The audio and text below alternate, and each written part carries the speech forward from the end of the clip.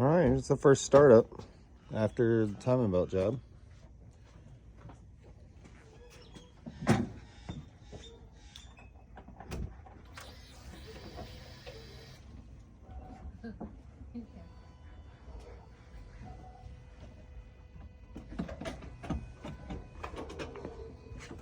Good? Yep.